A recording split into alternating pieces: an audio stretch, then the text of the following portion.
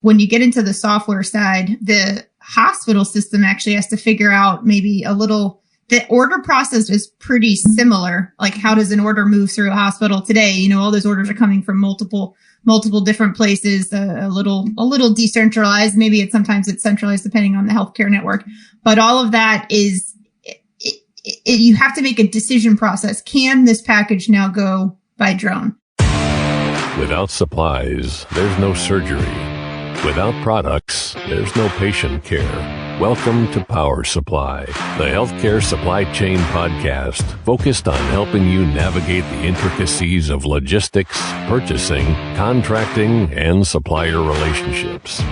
Each episode, we speak with healthcare executives, supply chain leaders, and innovative entrepreneurs from across the country as they share their stories, experience, and expertise on the industry we love. From the loading dock to strategic sourcing, from buyers to the C-suite, and across the enterprise, we tackle the real-life issues impacting the healthcare supply chain. Whether you're tuning in for conversation or inspiration, we're glad you're here. You're just in time to hear it from the source and stock up on insight. So sit back and plug into Power Supply.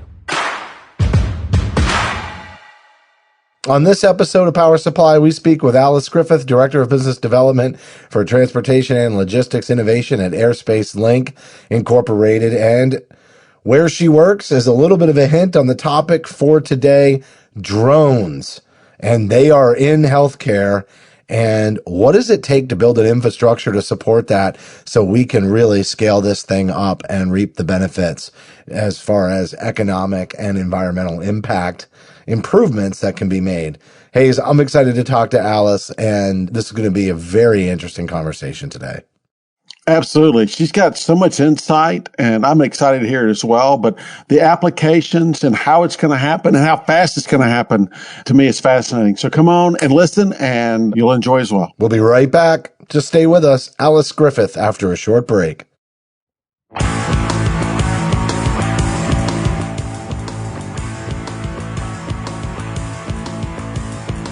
A production of 17 Studios, you're listening to Power Supply.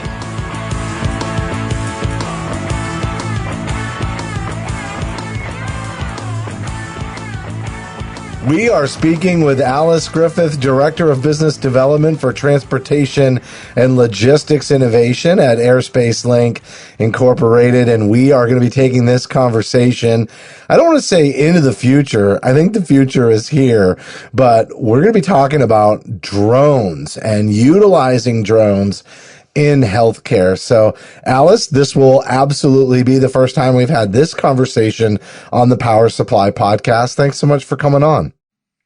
Well, how exciting is that? We can say that we've elevated the conversation. I knew there was a pun in here, and I'm actually, my dad would be very disappointed that you beat me to the punch. So she just hopped right on that. That didn't take, I mean, we're not 10 seconds deep. It's going to be she's already dropping. Yeah, absolutely. But hey, let me bring us to the air. Yeah, you went to VCU. Is that correct? I did. I graduated VCU. That's Virginia Commonwealth University. And is that Rodney the Ram? Is that Rodney the Ram? Yes, that'd be Rodney the Ram. Blue and black and gold, and mascots are always a big conversation. So that's good. It is. But yeah, big basketball. Yeah. Yeah. What was his name? Shaka. Trying to remember Shaka Smith. Yeah, Shaka Smith. He was awesome. Basketball coach. Yeah, I actually did my way back in the day an internship with the CAA, the Colonial Athletic Association conference, and we were all about basketball. So learned and went up and down the coast to follow all the men's and women's grade basketball. That was fun to watch. But we're here to talk about drones, so it's a little different and a completely different change in my career. You're a licensed drone operator, right? Like, don't you have? I am. Stuff? How do you do that? What's involved in becoming licensed? Let's get our acronyms correct. Let's get our acronyms correct. This is the FAA. See, there we go. See, Although you've got the FCC in there and the FDA in there and all these other good things. But yeah, we could probably spend the whole podcast talking about acronyms. But the FAA has issued what is called a Part 107 license for those interested in becoming a drone pilot. Just for the reference point, it is 11/29/2022. We are about a little over 1 million registered drone pilots in the U.S., which is a growing field. And if you want to think about the future, I would say that there will be more drones operating in our airspace and our national airspace one day than manned aviation does today. Wow. Holy smokes. I believe including it. passengers? Probably to the 10x factor. But it's got to take time to come. Think about just all the transportation revolutions we've gone through in this world, and that's where we're going. Would you agree, or would you qualify that as only inanimate objects, or would you say like human transportation as well? I would say that would include everything for package delivery as a category, and then there's just recreational vehicles as well. Most of them kind of fall under a small UAS, sub 55-pound aircraft, but that's also for passenger taxis and for heavy cargo or freight movement. So think about your big freight trucks on the road. That's your heavy cargo, right? Think about your regular day-to-day traffic. That's your people movement, your airplanes that move everybody every day, your jets and all those things. And then think about all the Amazon, Uber, DoorDash, all those deliveries, moving stuff around in our world today. What was the single most important innovation, to making this actually happen at this scale? I realize obviously actually being able to build a drone is the most important thing to leveraging drone technology, but to actually take it to scale, what is the one thing that brought that into like a realistic focus? I would say, gosh, there's so many things that would be in there, but the redesign of what is essentially a propulsion lift is different. So like your vertical takeoff and landing is probably what's most important, but the battery power to sustain flight and kind of move towards this greener environment is where we're ultimately needing more innovation, but there's been a huge amount or a huge leap in innovation. But you could get into hydrogen fuel cells and, duration and all sorts of different flight air platforms and their capabilities. It's a hard question to answer. I'm getting brought back a little bit to our conversation with previous podcaster, Sven Schur from Germany, that would talk about, he brought this up a long time ago, just you talked about redesign and made me think about our hospitals. And our hospitals have all been built on supply chain in the basement all the way up to the C-suite on the 10th floor, whatever.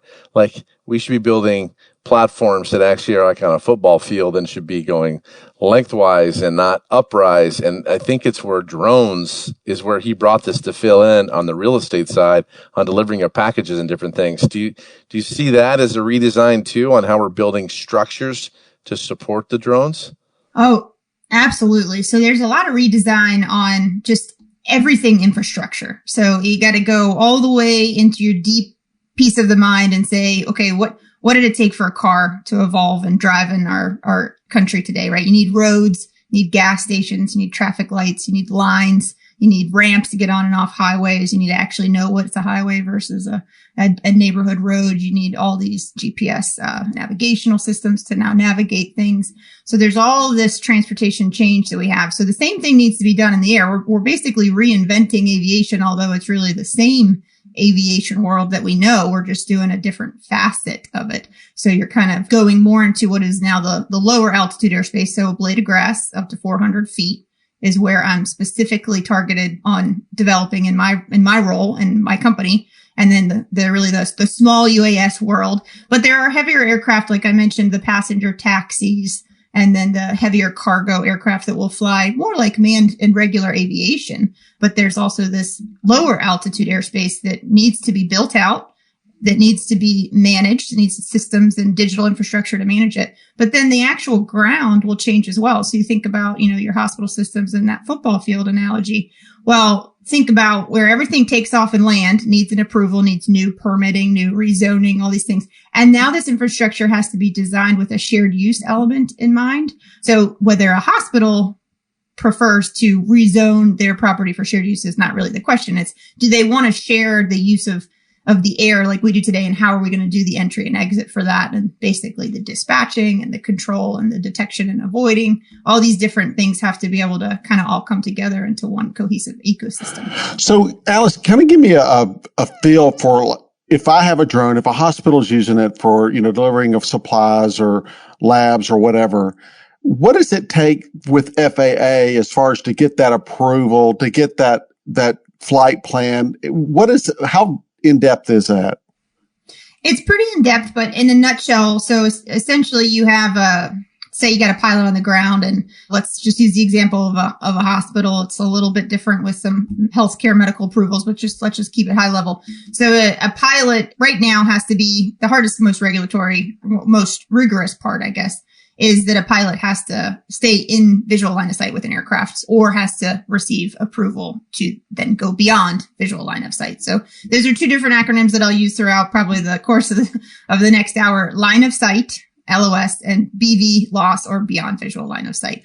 Pretty different types of operations. So today's world, we're kind of in the middle ground, moving between the two. And it's very important to know and understand that. So ultimately, in order for a pilot to get an airspace approval, they would have to work with the FAA to request authorization to fly. Nice thing about my company, Airspace Link, is that we've developed a digital platform to do that, which is called LANCE. That's lower altitude authorization notification capability, basically a long way of saying, I need to fly here. Can I do it? And so the FAA approves it, right?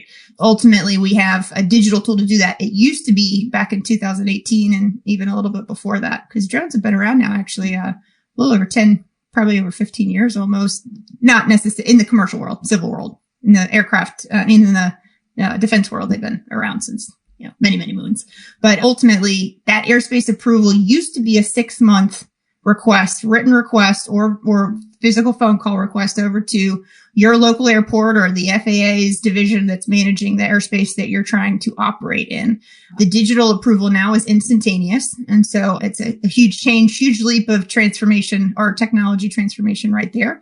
So you would request access to fly essentially a flight path that you want to fly. You would reserve a volume of airspace, and then somebody is tracking and understanding where you're flying and making sure that you're not flying into someone else's reserved airspace, and that there's obstacle avoidance and all these ground risks because you're actually flying, top of buildings and over tree lines and power lines and all these things that can create risk. So there's a whole lot that goes into that approval, but essentially there's controlled airspace and there's non-controlled airspace. So your class G is your non-controlled airspace, and the rest of it is, for the most part, somewhat controlled, depending on where you are. And so some of it is restricted, some of it's prohibited, some of it requires permission, and all of it requires at least some approval of altitude. So that tool will allow you to fly at a certain altitude, depending on where you are. And then you have to be able to kind of navigate where you can fly safely based on risk or based on airspace authorization. So, but every single flight theoretically needs a plan submitted. Yes and no. So technically, if I'm giving you a real answer, I'm going to say yes, because it's better that every pilot go ahead and log in and get an actual approval. But if they're in Class G airspace, then they don't necessarily need an approval to fly in the air. It's just where are they taking off and landing and what type of property are they on. So like I said before, the FAA owns blade of grass up. They are the ones that control the airspace. So where you can fly over a park, and the FAA is essentially allowing you the ability to fly over that park. But can you take off or land from that park is the question. So these are the things that people need to be thinking about. Yeah.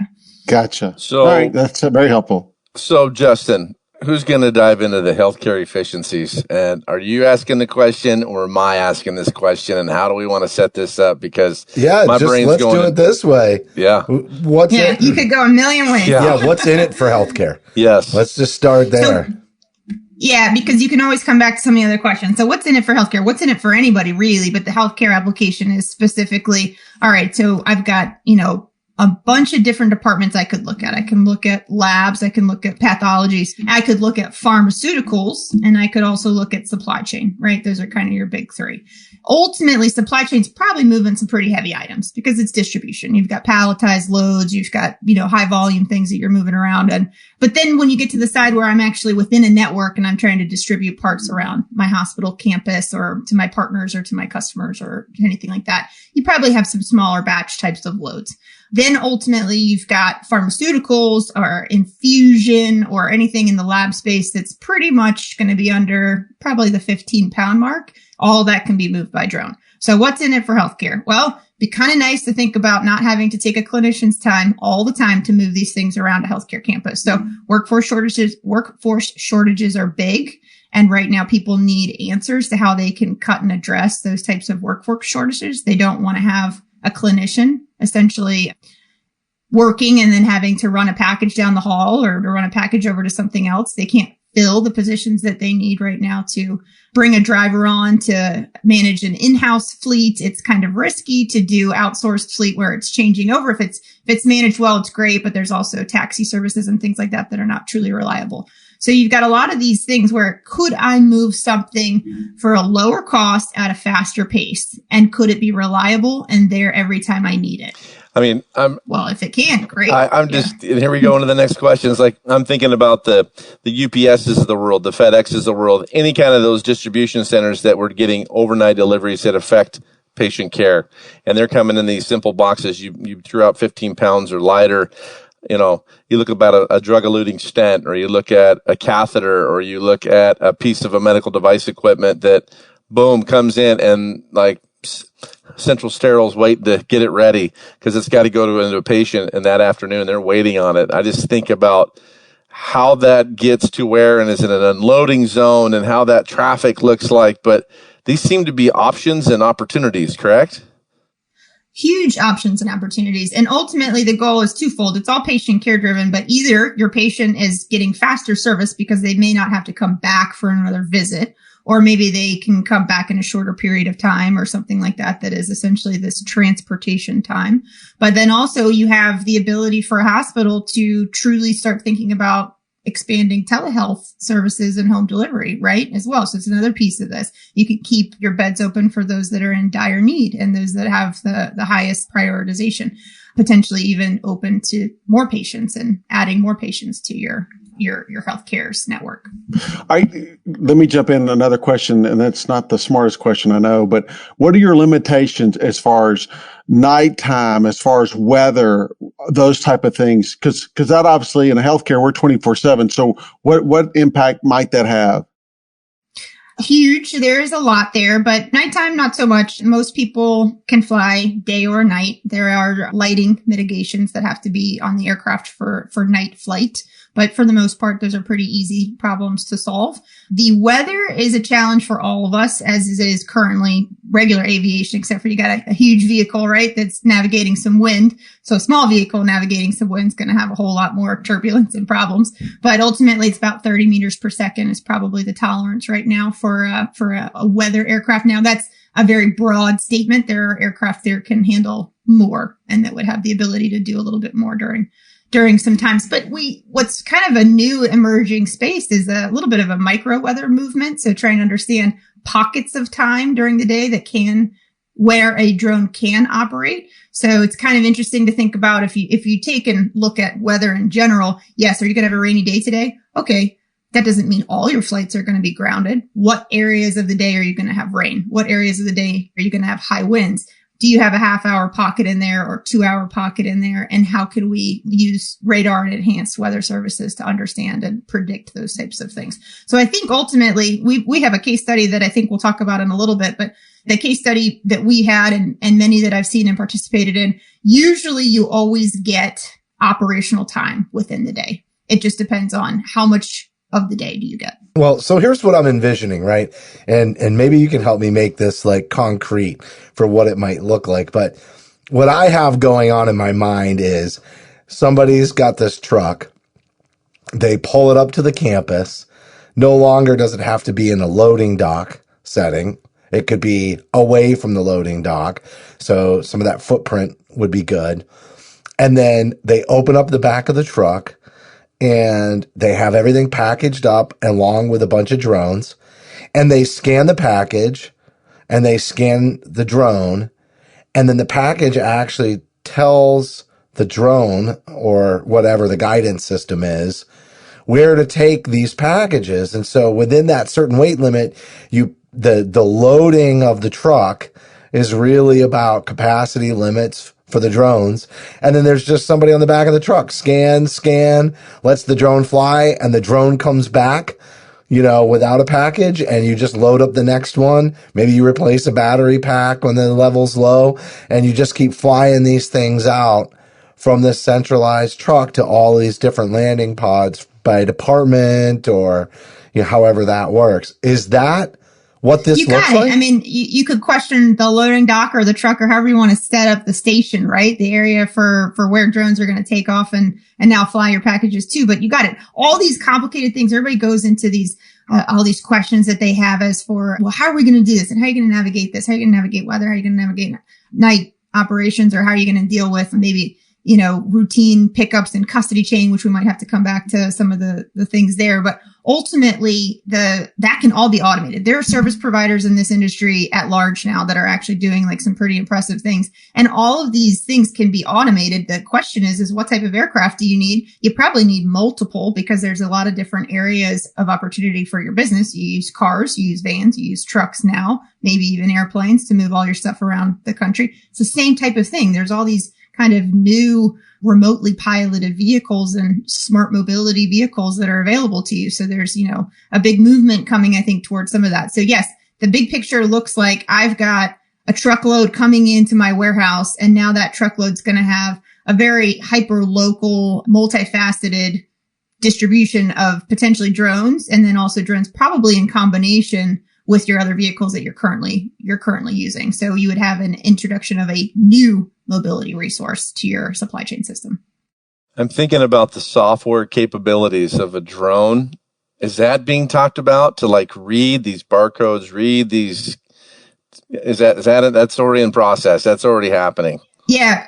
We call it custody chain. You could probably call it a couple different things, but yeah, there's definitely, you take a pilot off the aircraft and you take probably a car out or driver out of the car. Like you got to figure out, well, what am I moving? Am I moving the right package? Is it going to the right person? So all of this is being thought of. Some of the aircraft options have these types of things built in. There are some independent companies that are providing these services that can be kind of tacked on to the operation. The custody chain is a big part. So think of it like a QR code or like a face scanner or fingerprint. Any of those options are all out there. You are, essentially checking in as the person that is either dropping off or receiving, but probably dropping off a package. Someone's ensuring that this is the package it's supposed to be carrying, and then they ensure that it's being delivered to the right person. A lot of people get concerned about the data in that case and how risky is the data. Can someone figure out what's being moved or who's sending what to whom and who's receiving it? Most of that's covered by some pretty sophisticated blockchain types of technology and things that are continuously advancing. So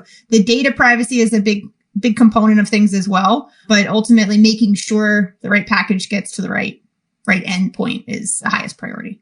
And there's another piece that's kind of interesting too. So like when you get into, obviously we can get into some of the metrics and some of the other stuff, but when you get into the software side, the hospital system actually has to figure out maybe the order process is pretty similar. Like how does an order move through a hospital today? All those orders are coming from multiple different places, a little decentralized. Maybe sometimes it's centralized depending on the healthcare network, but all of that is, you have to make a decision process. Can this package now go by drone? And there's a little bit of a capability decision that's in there. But ultimately, if it can go by drone, there's right now there's some distance requirements, there's some, package limitations and some things like that. But ultimately, you want to start introducing this as a new vehicle of transportation, much like your regular system is today. But you might have to have a healthcare worker interact a little bit more with this type of aircraft than like dropping it off at a loading dock and someone else takes it and moves it into the truck. And what are we talking about on cargo capacity, weight wise, and maybe if we're not talking line of sight, what are we talking about as far as distance, from one facility to the next facility, one facility to a home or whatever? What are we talking there? Typical rule right now for safe capabilities is 10 pounds, 10 miles. But you've got up to 25 pounds that can move in a small UAS category, which when I say that, I go back to sub 55 pounds because that's a very distinguished category right now of aircraft. You can do heavier cargo aircraft as well. And those are different aircraft, but like I said, they fly a little higher. They're more like a traditional aviation type of aircraft, sometimes a little lower than maybe your typical 737s and things like that, but always higher than the 400 foot above ground level type of altitude. Anyways, point being is that you've got these different types of aircraft, a small UAS probably carrying 10 to 25 pounds, going about 10 to 15 miles currently. The beyond visual line of sight, we come back to that you would have a person, a human, someone in the loop. So humans in the loop, you can probably see about 1.5 miles with their bare eye. There's either a handoff that has to happen to another pilot to allow you to go a little further, or there's right now a waiver requirement or some form of operational approval to go a little bit further. Very frustrating piece, but ultimately the capabilities of the aircraft to go much farther than 10 or 15 miles is there. So most of them can fly for long durations. The battery power is probably the biggest piece of improvement that still needs to hit our markets. But ultimately, there's been some great innovation. So we've got a lot of capabilities. And there's some long duration drones. Typically, you'll see a fixed wing aircraft go a little further than a quadcopter aircraft. But the heavier cargo, the goal there is 100 to 300, sometimes even 500 pounds. And those can go a couple hundred miles. They are currently more testing than they are, they'll be operational testing or operating under like a special airworthiness types of approval. But no one's truly flying hundreds of miles yet. So you just said the word fixed wing, because all I was focusing on was the props and bringing it up. I explain the difference between fixed wing and helicopter. Sure. I don't know what you call them. Sure. I don't know what you call them. So let's think of it as two categories. There's fixed wing and then there's multi-rotor. And in the multi-rotor category, so when I say vertical takeoff and landing, think of an aircraft that literally goes straight up, right? It takes off from the ground, goes straight up. The number of propellers that sit on top of that aircraft to create the lift depends on a quadcopter design, a hexcopter design, a hectocopter design, any of those. And they're all pretty much, the more propellers you have, they're usually there for redundancy to be there if something is to fail.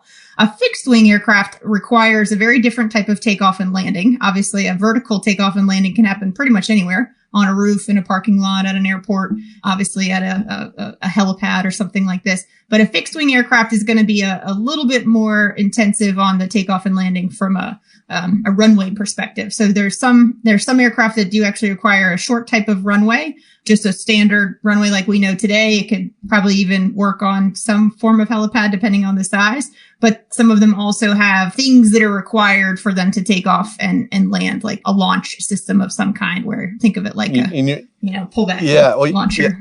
You were going where I was thinking. Helipad. What's the footprint of getting it to the landmark of where the hospital is all based, and how does it get there? How does it get to that point? So you answered my question. I appreciate it. The slingshot concept is really intriguing to me. Not needing a runway, just shoot it. Yeah, right. Exactly. So you could there are aircraft out there that you could essentially shoot into the sky, and they're operational actually all across the world right now. So most of them carry a different type of use case. So we have lots of different use cases in this world. Like we were talking just recently about, moving labs, or moving specimens, or moving, infusion tubes or anything like that. You've also got resupply and maybe a little bit bulkier pharmaceuticals. So the fixed wing aircrafts tend to do longer duration. They can do resupply very well. So you can carry a little bit more in your package and your payload, but you're going a little bit longer distance. And you're able to usually think about these aircraft too. Sometimes they just drop from the sky. They don't always land. Whereas a vertical takeoff and landing also has the option to winch something down. So you don't always have to have this aircraft landing. Sometimes it can literally just suspend it from the sky. And I'm thinking of another solution too, Justin Hayes, with all the comments going here. All these distribution centers, these DCs, I think, is that where you're going to? I was thinking fixed wing. It's got to be a little bit longer, but all these DCs are storing, inventory levels, inventory controls for all these different hospitals surrounding them. And that's their hub.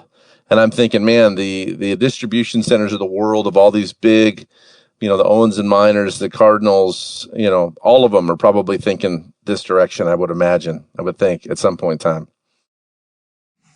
Yeah. And then you have to go there's so many use cases. I spend my life on this, right? This is what I do for a living. But the concept of, we have a great case study. We can talk about like lab and specimen movement, but then you've got all these independent and assisted living facilities that get deliveries daily for these customized pill packs or these customized infusions. And they're, you got one guy driving around, or not one guy, but it's a couple of people, right, that are doing multiple loops every day going to the same place. In a vehicle burning serious gas. And that's the big thing. So the question you have to put in your mind, do you need a 5,000 pound combustion vehicle to move a small package with a driver involved? It's expensive. There's a lot of time, but it's also like hurting our environment. There's a huge economic and environmental impact. So there's a lot to think about and unpacked in that, but most of the healthcare world sees routine circuit routes daily, driven numerous times per day to move multiple items that are just essentially small packages. That's what they see. And so can we do it by air? And could we potentially reduce your travel time? Could we service your cost a little lower or with a reduced rate? Could we improve the workforce shortages that you're trying to struggle through and the jobs you're trying to fill but can't, with reliable systems that you can automate and essentially understand a full digital footprint and data chain for? And then ultimately, can we do that and still help the environment and do a little bit more greener services and promote sustainability and things like that our country needs? All right. So I've got two questions. One's kind of a yes or no, and then this other one's the last one, because I want to hear about building highways, because you talked about how everybody has to sort of submit a flight plan. I don't think that is necessarily the most efficient way, and I already know you're building highways, so it's kind of a leading question that way. But Gary and Hayes and I have a chat that kind of goes on, and Gary knows I'm wrapping up here as we're getting to time, but he wants to know desperately, where is this already happening anywhere in healthcare? Are there health systems that are already implemented? Yeah, it is. So you've got in the U.S. quite a bit of traffic, but we are a little further behind than some of the world, because the world, although bigger, does have some little lighter weight restrictions in other countries than the FAA celebrates. So we're a very safe system, national airspace. It's a very great thing, but ultimately it prohibits some of the advanced operations that could take place at a sustained level or at a scalable level in the U.S. But what we do have is many hospital systems. I wouldn't say many, several pioneering hospital systems that are starting to lead the way. The bigger areas, Raleigh, Winston-Salem, North Carolina, kind of a hot area. You've got Texas with a lot of things that are going on there. Utah is really creeping up in the world. I've got a great case study from Detroit, Michigan. So we actually operated and tested aircraft in an urban environment. So a lot of these other areas are a little more rural. Urban environment is typically where you're going to find your hospital. So there's a lot of great information and data collected there. But the big ones are truly, you're looking at WakeMed's started everything. They are down in Raleigh, North Carolina, the WakeMed campus. The great doctor there, Dr. Stuart Ginn, started leading the way with his brilliant mind and really just created a whole new way to move things around their campus. So we started using drones, and then my understanding, and I've met him and heard this from him in person, but they wanted to start moving other things too, like surgical equipment. Can I move surgical equipment to the scene that I need instead of having to book it and wait, and have this customer come back in 3 or 4 weeks later, something like that. And it's maybe also going to save the hospital money because they can move it around and they don't have to, buy multiple of these devices, or maybe they can schedule more types of events. So it's a great study down there. They've got routine operations that WakeMeds have since, I think 2018. So quite a bit of success story there. You've got Intermountain, which is over in Utah. They're doing some more of that resupply pharmaceutical types of operations, sustained with Zipline. And then you've got Interpath, which is working with a company called Sprite. All this is public information. I'm not sharing anything that I can't share. You can find all the press releases online if you need, or feel free to contact anybody. But yeah, so Interpath is doing more of like the lab specimen movement, clinic to lab for routine and rapid testing. So that's pretty exciting. You've got Cardinal Health, which is working with Zipline as well down in North Carolina in Kannapolis. And they are also testing some more types of deliveries, different aircraft. That's the one that has the launch pad system, the rotor wing. The fixed aircraft launch pad takeoff. And then you've got pharmaceuticals. So you've got CVS and Walgreens that are also pretty heavily involved in this too. So you've got CVS and Walgreens, both with independent partnerships, CVS with UPS, Walgreens with Wing, which is Google Alphabet drone company. And they are all doing some advanced operations in multiple areas around the country. Most of these are for home delivery types of applications. So that's kind of interesting to think about. And then you've got the big leaders outside of healthcare Walmart. So Walmart has announced about 4 million households that could be serviced by drones within the current year. So the year happening now and the year coming.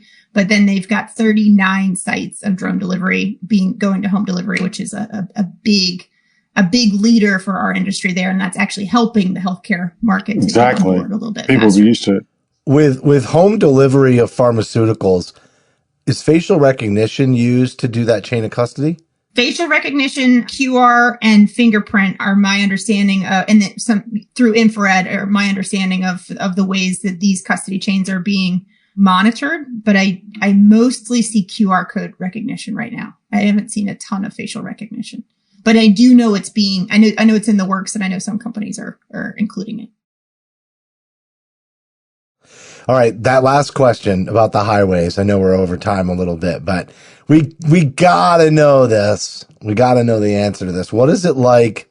Yeah. Think about our system today. So like, how would you get around if you didn't have roads, right? You couldn't drive anywhere if you had the best car in the world, right? You could create your own car. You still couldn't drive anywhere. If you were on dirt roads, you'd struggle. You'd beat up your car. All sorts of things would happen. Think about if you had a license, but you could only drive when no one else was on the road. Not going to go anywhere either, right? So all of these things have to be figured out. So ultimately, we are the way the FAA has handled things, and I am not bashing the FAA by any means, but they've said build your own infrastructure or bring your own infrastructure, and they're essentially looking for private industries to help lead this initiative. So Airspace Link and my company, along with several others, have said, okay, well, we've got to have roads, right? At minimum, we have to have roads, and then we got to figure all the other stuff out. So we are working to build highways because what makes sense to us is at least what we call corridors or skyways or some form of repeated road that everyone can use. Think of that as shared infrastructure, right? So whether you're a healthcare network and you want to take off and land from your location, you at some point have to merge into a highway, right? In order to get to a longer distance or to a longer place. So that is the shared digital infrastructure that we are trying to build. Now there's, again, back to some of the questions from earlier, there is where can we fly, where can't we fly, right? So with all of those airspace approvals, there's where am I flying where I said I would fly, all those types of things. But the highways of the world have to be essentially layered and then almost digital available. You have to know all of the things that are around you, all the ground risks, all the tree lines, all the power lines, all these things, everything that changes in a moment's notice. Think about a city that's putting up a crane or doing some construction. Think about a 911 emergency. What just happened on the highway? And now those 2 blocks of road need to be shut down because there's our first response team is in there and we don't want to put any of those lives at risk, or they need to fly an aircraft in so they can get situational awareness, eyes on the ground right away. All these things are happening. So we have to essentially build up a highway network, and that doesn't necessarily monitor or mirror the road system because you actually want to avoid flying over people in the airspace because that creates risk. So there's all sorts of mapping and GIS types of work, which is what my company does, but that we have to kind of figure out where are we safe to take off and land? So we've got to work with the cities, the counties, the states. And then where are we safe to build state highways? We got to work with the state. We got to figure out where are these areas that are going to adopt this early on. We've got to figure out the healthcare systems that want to participate in this. They want to get equity right. They want to start leaning in, that have good relationships with their state governments or their counties, and start building up this new ecosystem. So it's a whole reinvention of the transportation system, but it has a lot of parallel. You just have to start. So Alice, before we wrap, is there anything that you want to add? What's that case study? That case study information was huge. Yeah, so the Michigan case study, we worked with a hospital, a healthcare network up in Michigan. And so ultimately we worked with an operator partner to fly 10 days, almost 50 flights worth of data that we wanted to collect. And what we were doing here is we were moving labs, like I've kind of alluded to before, moving lab specimens back and forth, actually using the train tracks as our area to fly over. So that's kind of a pretty cool piece. In Michigan, the train tracks are elevated. So it's kind of nice to think about those highways again, those highways in the sky that we're creating. But the big piece there is we were measuring travel time. We were measuring service costs. We were measuring the environmental impact as our metrics. But at the end of the 45 flights that we all achieved, we had some weather there, so we didn't quite get to 50, but we had a 66% reduction in travel time. We had a 50% reduction in operational cost. So this is comparing air to ground. So van versus a drone. There's obviously an adoption rate here, but can we cut your costs in half? Sure. Okay. Here's how we're going to do it. Pretty big deal. And then 37% reduction in CO2 emissions, back to those large combustion vehicles. So can we actually look at now what traffic accidents it might reduce or what traffic it may eliminate or at least kind of clear in our world? That's another big piece for the future.